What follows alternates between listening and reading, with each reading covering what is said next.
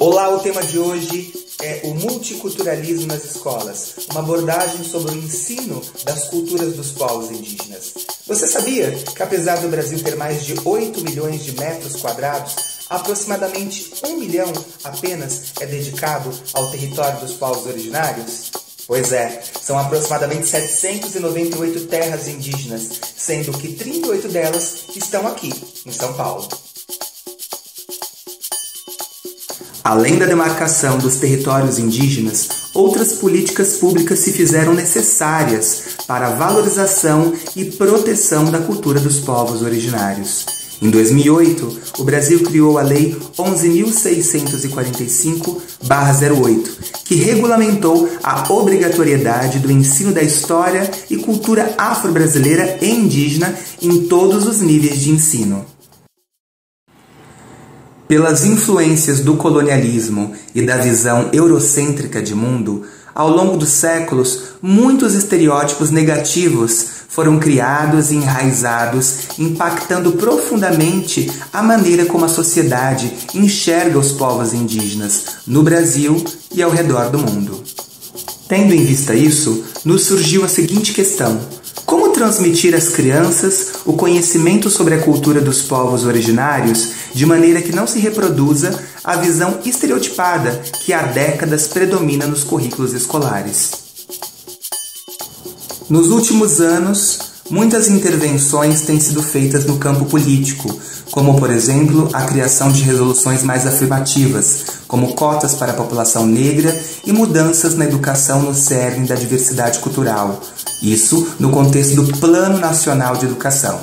O desafio é valorizar a diversidade nas escolas como palco para culturas trabalhadas de maneira consciente e crítica em toda a sua pluralidade. Nas últimas décadas, diversos estudos já vinham apontando um silenciamento relacionado às culturas indígenas nos currículos de São Paulo.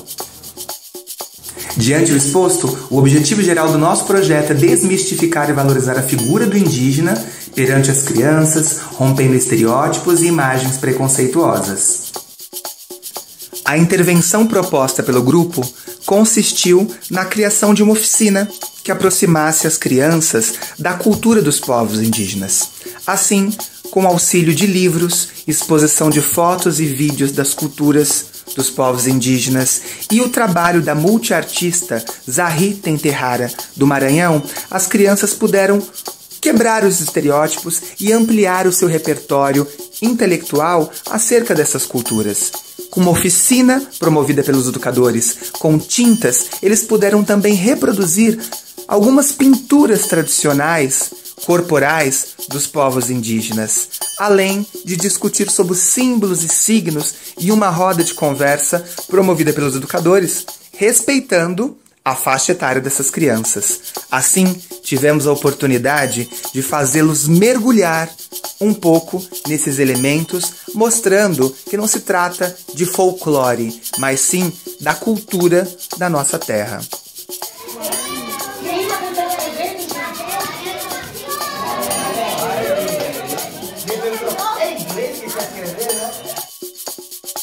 Destacamos a disciplina Ética, Cidadania e Sociedade, que nos permitiu refletir sobre as relações intersociais e o respeito à diversidade para a construção de uma sociedade mais igualitária.